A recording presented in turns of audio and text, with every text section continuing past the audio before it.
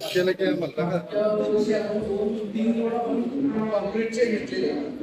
आता ह्या वर्षी आपण दोन नवीन, एक आहे राष्ट्र आणि दुसरा आहे प्रोफेशनल पासून आपण राधिका रोड स्टँडर्ड समोर घेतलो त्याच्याकडे दाखवतो. त्याच्यावर आपल्याला विचारसाठी करतोय की आपण 30 वर्षाची लाईफ एक्सपेक्टन्सी असते आणि 10 वर्षाचा डिफेक्ट लागलेली पिरियड पण असतो.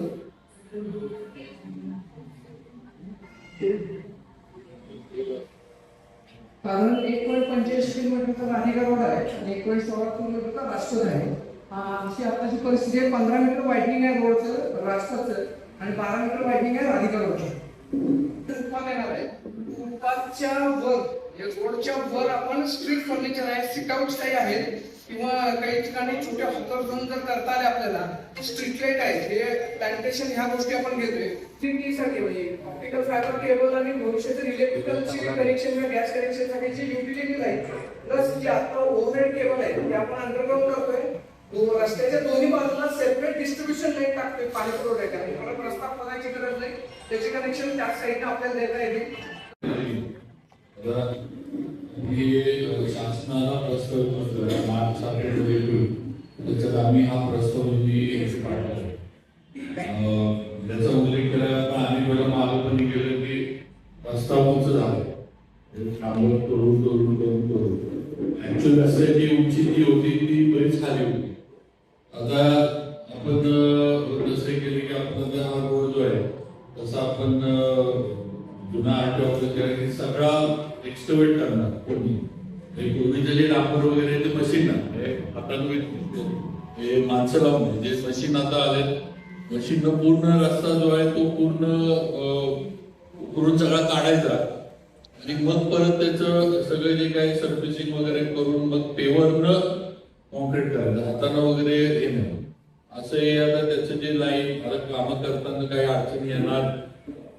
कॉन्क्रीट म्हटल्यावर क्युरिंगला त्याला वेळ द्यायला लागणार, ते काय लगेच काय कॉन्क्रीट डांबरासारखं वापरण्यात येणार नाही.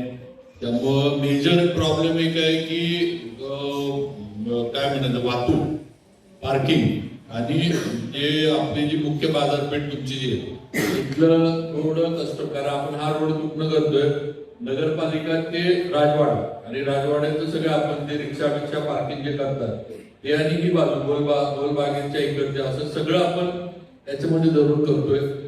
थोडी अडचण एक आहे तुम्हाला गोलबागेचं कारण सगळ्यांना एकच आहे की हे पूर्ण होत तोपर्यंत आमचं थोडं म्हणजे हे की पॅच मध्ये करायचं.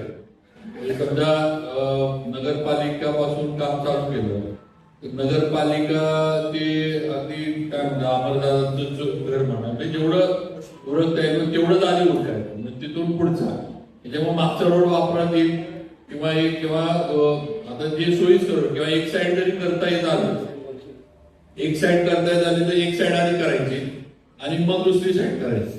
ही काही जरी करायचं म्हटलं तरी प्रॉब्लेम येणार आहे. पार्किंग काही ठिकाणी परत वन वे वगैरे तात्पुरते करायला लागतील, त्याशिवाय काही होणार नाही. कारण मशीन वगैरे आणायचं म्हटलं तर त्याला जागा, त्यांना काम करायला वेळ वगैरे या सगळ्या गोष्टी आणि ते तुम्हाला सगळ्यांना विश्वासात घेऊन शेवटी तुमचा तिथला व्यवसाय थोडंफार त्रास तर होणार, हे सगळं काम पूर्ण होतं. फक्त एकच आहे की तुम्ही सगळ्यांनी थोडं याला सहकार्य केलं तर हे कायमचं काम होईल आणि जे आज त्या वरच्या वायरी सगळं जे आहे ते सगळं आपण काढून आपल्या आपण काय MSCB वगैरे नाही, आपल्या खर्चानं नगरपालिका आणि राज्य सरकार आपण त्या सगळ्या अंडरग्राऊंड टाकून ते जे वरचं सगळं जाळं वायरिंगचं आहे ते सगळं आपण हे करणार आहे. आणि मग नंतर जसं बाकीचं आपण सुशोभीकरण वगैरे ते आपण सरसकट नगरपालिकेपासून राजवाड्यापर्यंत ते पूर्ण रोड जो आहे तो एकसारखा दिसला पाहिजे. फुटपाथ म्हणजे मागला आपण अनेकवेळा बोललो की फुटपाथ मोठे एवढी गरज नाही, पार्किंगचा प्रॉब्लेम येतो वगैरे, तर फुटपाथ पण आपण थोडे छोटे करतोय आणि आता नवीन पद्धतीनं करतोय. म्हणजे पुण्या मुंबईमध्ये आपण करतो की रोड फुटपाथ जो आहे तो रोड अलॉट कट होत नाही, रोडवरनं फुटपाथ आहे म्हणजे लोकांना उतरायला लागत नाही, म्हणजे लोकांना क्रॉस करायचं ते रोडवरनं. जे आता नवीन जे काय म्हणायचं तंत्रज्ञान आहे किंवा नवीन जे काही डिझायनिंग आहे त्या यानं ते फुटपाथ सगळे करायचे. अशा यानं आपण हे तयार केलं. मेन प्रॉब्लेम आपला म्हणजे राजपथ झालाय, बाकी राधिका रोडला काही एवढा असं काही फार मोठा विषय नाही, कारण तिथं काही असं पण तिथं फुटपाथ नाही, काही नाही, तिथलं हे नाही. पण मेन अडचण एकच आहे की तुमच्या इथं सगळ्यांचं थोडं सहकारी व्यापाऱ्यांचं सगळ्यांचं लागणार, त्याच्याशिवाय हे आपल्याला करता येणार नाही म्हणण्यापेक्षा थोडी अडचणी येणार. पार्किंगच्या येतील, वन वे काही ठिकाणी एका दिवस करायला लागल, काही ठिकाणी म्हणजे दुकानाच्या समोर काम करताना वगैरे त्याला 15-20 दिवस कॉन्क्रीट म्हणलं की क्युरिंगला त्याला लागतातच, तेवढे दिले पाहिजे, तर परत त्याची क्वालिटी नीट राहायची नाही. अशा पद्धतीनं हे सगळं आपलं नियोजन आहे. थोड्या तुमच्या काही सूचना असल्या याच्यामध्ये किंवा आता जे छोटं प्रेझेंटेशन दाखवलं त्याच्यात अजून काय तुम्हाला वाटत असेल किंवा कमी जास्त काय करावं, तुमच्या सूचना त्यामुळे आपण जी एजन्सी पुण्याची याचा सर्वे करायला आणि डिझायनिंगला जी नेमली आहे त्यांच्याशी पण आपण जसं बोलू आणि काय जे योग्य पद्धतीने असेल ते आपण त्याच्यामध्ये आपल्याला करता येईल. कमीत कमी 2 फूट तरी खाली राहायला पाहिजे, तर ते मग ते नाही तर मग सगळ्यांच्या दुकानात पाणी येणार. त्या पद्धतीनं त्याचं नियोजन करा. आणि उत्तर साईड दक्षिण साईड त्याला इंटरनल बी गटराचं जोडून घ्या, म्हणजे इकडचा फ्लो पलीकडच्या साईडला जाईल. आणि इंग्लिश स्कूल म्हणजे फुटक्या तळ्यावर म्हणजे पाणी येते खाली फ्लो. नागरिकांनी प्रश्न करतो की सातारा रस्त्याचं काम करताय, चांगलं पालिकेचं चांगलं काम आहे आपल्याला आपल्याला.